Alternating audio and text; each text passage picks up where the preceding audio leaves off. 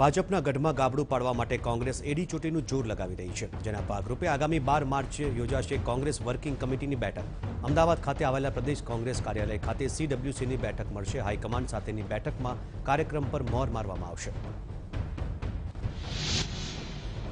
CWCની બેઠક કોંગ્રેસ અધ્યક્ષ રાહુલ ગાંધી, મહાસચિવ પ્રિયંકા ગાંધી, પૂર્વ વડાપ્રધાન મનમોહન સિંહ સહિતના દિગ્ગજ નેતાઓ તેમાં ઉપસ્થિત રહેશે। આ બેઠકમાં આગામી લોકસભાની ચૂંટણી મુદ્દે ચર્ચા થશે। આ સાથે જ ચૂંટણીને લઈને રોડમેપ પણ તૈયાર કરાશે। અગાઉ CWCની બેઠક 28 ફેબ્રુઆરીના રોજ યોજાવાની હતી। 12 માર્ચના રોજ ત્રિમંદિર પાસે કોંગ્રેસની જય જવાન જય કિસાન જનસંકલ્પ રેલીને લઈને SPGની ટીમે સુરક્ષાની દ્રષ્ટિએ સભા સ્થળનું નિરીક્ષણ કર્યું હતું, તો ગુજરાત કોંગ્રેસના નેતાઓ સાથે ચર્ચા પણ કરી હતી। કોંગ્રેસના ધારાસભ્યોને ભાજપ ડરાવી ધમકાવી પક્ષપલટો કરાવતી હોવાનો કોંગ્રેસે આરોપ લગાવ્યો છે। કોંગ્રેસના નેતા અર્જુન મોઢવાડિયાએ ભાજપ પર આરોપ લગાવતા કહ્યું કે ભાજપ સામ દામ અને દંડની નીતિ અપનાવી રહી છે, જેનું તાજું ઉદાહરણ પરસોત્તમ સાબરિયા પર ખોટો કેસ કરીને પક્ષપલટો કરાવ્યો તે છે। બનાસકાંઠા જિલ્લામાં કોંગ્રેસના પ્રદેશ પ્રમુખ અમિત ચાવડાની અધ્યક્ષસ્થાને કોંગ્રેસની વિસ્તૃત કારોબારી બેઠક યોજવામાં આવી હતી, જેમાં મોટી સંખ્યામાં કાર્યકરો હાજર રહ્યા હતા। આ બેઠકમાં લોકસભા ચૂંટણીને લઈને ચર્ચા કરાઈ હતી। મહેસાણા પાલિકાની સાધારણ સભા યોજાઈ હતી। આ સભામાં બજેટ મંજૂર કરવા મુદ્દે ફરીથી વિવાદ સર્જાયો। બજેટની કોપી નહીં મળતા વિપક્ષે વિરોધ ઉઠાવ્યો હતો, તો વિપક્ષે માંગ કરી છે કે બજેટનો અભ્યાસ કરીને મંજૂર કરવામાં આવશે। બનાસકાંઠાના પાલનપુરમાં જુગારધામ પર સ્ટેટ મોનિટરિંગ સેલે દરોડા પાડ્યા હતા, જેમાં પોલીસે 27 જુગારીઓની ધરપકડ કરી હતી અને 2.38 લાખના રોકડ સહિત 3.38 લાખથી વધુનો મુદ્દામાલ કબજે કર્યો હતો।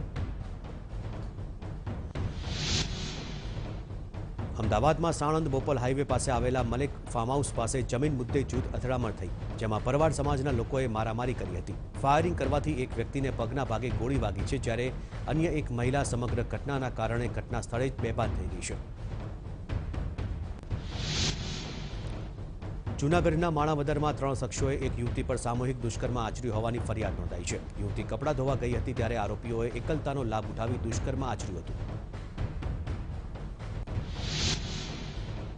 સુરતના બારડોલીમાં આવેલા દિલાડ ગામના મંદિરમાં ચોરી થઈ ગઈ હોવાની ઘટના સામે આવી છે।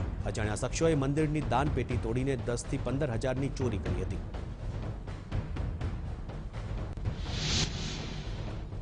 અમદાવાદના ઇન્દોર નેશનલ હાઈવે પર બાઇક ગેંગ લૂંટારુઓએ 4 વ્હીલર ગાડી રોકીને લૂંટ ચલાવી હતી।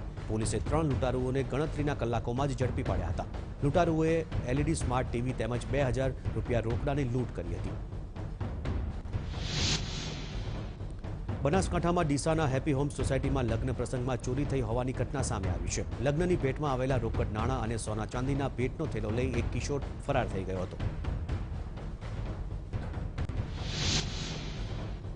Safe and secure Gujarat project અંતર્ગત 7 જિલ્લાઓમાં CCTV કેમેરાનો શુભારંભ કરવામાં આવ્યો, જેમાં કચ્છના ગાંધીધામમાં શરૂઆત કરાઈ, તો ભુજમાં CCTV ઇન્સ્ટોલેશનની કામગીરી ધીમી ગતિએ ચાલી રહી છે।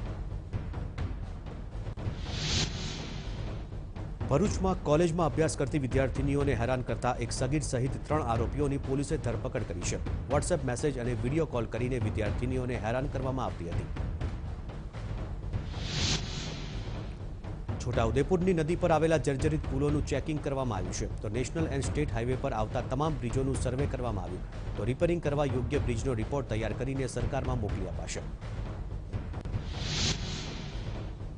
અમદાવાદના ખોખરાના ભાગ્યોદય નગરમાં આવેલા બોગસ કોલ સેન્ટરનો પર્દાફાશ થયો છે। લોનના નામે અમેરિકન નાગરિકો પાસે પૈસા પડાવતા એક મહિલા સહિત 3 આરોપીઓ પોલીસના સકંજામાં આવ્યા છે। પોલીસે લેપટોપ, કોમ્પ્યુટર સહિત કુલ 1,60,000નો મુદ્દામાલ જપ્ત કર્યો છે। રાજપીપળાના નાંદોદના પરચારવાડામાં સરકારી ઇજનેર કોલેજ બાંધવા સામે ગ્રામજનો વિરોધ પર ઉતર્યા છે। કોલેજની સૂચિત જગ્યા ગૌચરની હોવાના આરોપ સાથે ગ્રામજનો રસ્તા પર ઉતર્યા। ગૌચરની જમીન પર બાંધકામ થશે તો સ્થાનિકોએ આંદોલન કરવાની ચીમકી ઉચ્ચારી છે। દેવભૂમિ દ્વારકામાં ઓખાથી બેટ દ્વારકાના દર્શનાર્થે ફેરી સર્વિસ બોટમાં લિમિટ કરતાં વધુ મુસાફરો બેસાડતા હોવાનો વિડીયો વાયરલ થયો। બોટમાં વધુ મુસાફરો ન બેસે તેની જવાબદારી GMBના અધિકારીની હોય છે, પરંતુ અધિકારી ગેરહાજર રહેતા તંત્ર રામ ભરોસે ચાલી રહ્યું હતું।